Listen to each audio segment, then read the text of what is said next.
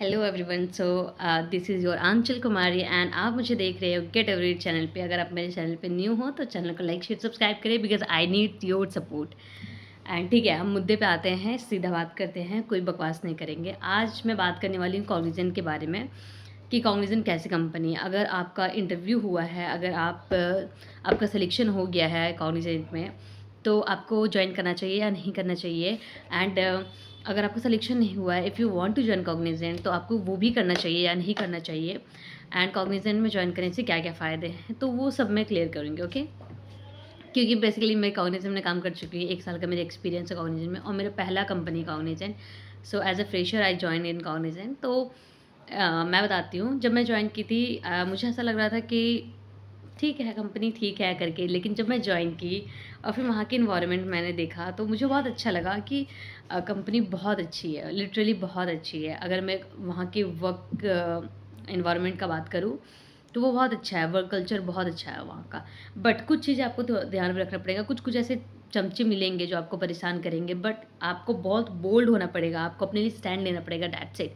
बाकी अगर आप बोल्ड रहोगे तो आपको कोई परेशान नहीं करेगा और आप अपने काम पे अच्छा करो, बस अपने काम पे फ़ोकस करना है, जो आपके टारगेट्स हैं आप उसको मीट करना, अपने टारगेट कंप्लीट करना है एंड दैट्स इट। ठीक है? अगर आप न्यू हो और जॉइन करना चाहते हो कॉग्निजेंट, तो आप बेसिकली आँख बंद करके जॉइन कर सकते हो बिकॉज़ मुझे कॉग्निजेंट बहुत अच्छा लगा, बहुत अच्छा लगा। As a fresher, even for the experience, it is one of the best company I believe and I prefer for everyone. इसके अलावा अगर मैं बात करूँ कि अगर आपकी सिलेक्शन हो चुकी है और अगर आपकी नाइट शिफ्ट है, डे शिफ्ट है, तो वेल एंड गुड, बहुत अच्छी बात है। I don't know day shift में कैब फैसिलिटीज़ ये देते हैं या नहीं देते हैं, बट नाइट शिफ्ट के लिए तो वो कैब फैसिलिटीज़ देते हैं फॉर बोथ साइड।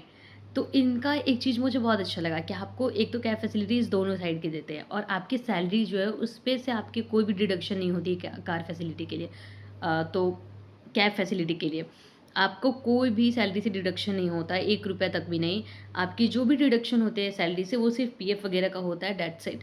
और आपकी जो बेसिक सैलरी है वो तो आपको मिलेंगे ही मिलेंगे। अगर आपकी नाइट शिफ्ट है तो आपको न एनएसए भी मिलेगा, एनएसए भी होता है। हर एक प्रोसेस में होता है कॉग्निजेंट का। अगर आपको नहीं पता है तो आप अपने प्रोसेस मैनेजर से बात कर सकते हो, उनसे डायरेक्टली आप बात कर सकते हो, उनसे पूछ सकते हो, अपने एचआर से बात कर सकते हो, जो भी आपके एचआर है। एंड इसके अलावा नाइट शिफ्ट तो मिलता ही है। कैब अगर आपको दिया जा रहा है, अगर नाइट शिफ्ट है तो आपकी कैब से कोई पैसे नहीं कटने वाले, कैब्स के कुछ भी नहीं चार्जेस आपसे लिए जाएँगे। उसके अलावा इंसेंटिव बनता है, अगर आप ओटी कर रहे हो तो आपको उसके भी पैसे बनते हैं। मतलब यहाँ पे आप अच्छा अर्न कर सकते हो। अगर बेसिक सैलरी आपकी 20-25 हज़ार भी है ना, तो आपको कैब अलाउंस, अगर आप कैब नहीं लेते हो, एक अच्छी बात एक और ये भी है कि आपके पैसे नहीं कटते हैं, नहीं कटते हैं। उसके अलावा अगर आप कैब नहीं लेते हो कंपनी की, तो कैब अलाउंस भी आपको मिलते हैं। लाइक फॉर मेन अगर नाइट शिफ्ट है तो 7,000 के अराउंड आपको कैब अलाउंस मिलते हैं, अगर आप मेन हो बोथ साइड के। लेकिन अगर आप फीमेल हो, फीमेल के लिए तो वन साइड कैब मस्ट है, आपको एक साइड कैब लेना ही लेना है अगर आप नाइट शिफ्ट कर रहे हो तो।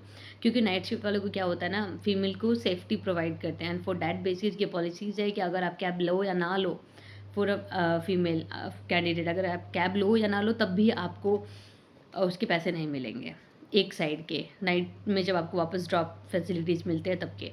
एंड अगर आप जब आते हो ऑफ़िस, तो आपकी लॉगिन टाइम वाली जो आप आ रहे हो, खुद से आ रहे हो, तो आपको कैब फैसिलिटीज़ के पैसे मिलेंगे, कैब अलाउंस मिलेंगे। लेकिन अगर आप हाँ, बस मिलते हैं कैब फैसिलिटीज़, तो ये अच्छी बात है। बाकी मैं बहुत सारी कंपनी में ऐसा देखी हूँ और सुनने को मिला है कि कैब के पैसे डिडक्शन होते हैं उनके खुद के सैलरी से और उनकी जो बेसिक सैलरी है उससे। एंड उसके अलावा उनको एनएसए भी नहीं मिलता है। तो बहुत सारी कंपनी में ये चीज़ है, बट कॉग्निजेंट का ये बहुत मुझे अच्छा लगा। एंड वर्क फ्रॉम होम भी मिल जाता है भाई, जब आपको चाहे ना वर्क फ्रॉम होम लेना, आप वर्क फ्रॉम होम ले सकते हो। तो मैं भाई अभी मैं छोड़ी हूँ Cognizant, but I love this office. So I love this organisation. तो मैं एक ना एक टाइम वापस ज़रूर जॉइन करूँगी कॉग्निजेंट विद इन 2-3 ईयर्स।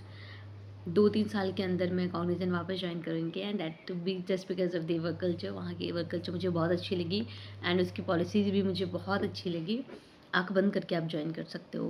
पहले मुझे भी बहुत नेगेटिव फीडबैक मिला था कॉग्निजेंट का, लेकिन जब मैं जॉइन की ना, तो मुझे समझ में आया कि कॉग्निजेंट क्या है। कभी भी आप ऐसे ही डायरेक्टली किसी को देख कर के नहीं बता सकते हो कि, और हाँ, हो सकता है कभी किसी के लिए ख़राब रहा हो, बैड एक्सपीरियंस हो कॉग्निजेंट में, तो I can not say anything.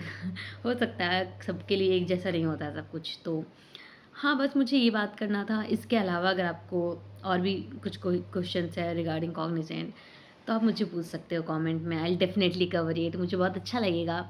और भी मतलब लिटरली मैं बता रही हूँ, मैं मुझे बहुत अच्छा लगा यार कॉग्निजेंट। मैं कुछ क्लिप है मेरे पास कॉग्निजेंट की, I will add it here, you are gonna love it. Video अच्छा लगा हो तो लाइक शेयर सब्सक्राइब। मिलते हैं नेक्स्ट वीडियो में, तब तक के लिए बाय बाय, टेक केयर।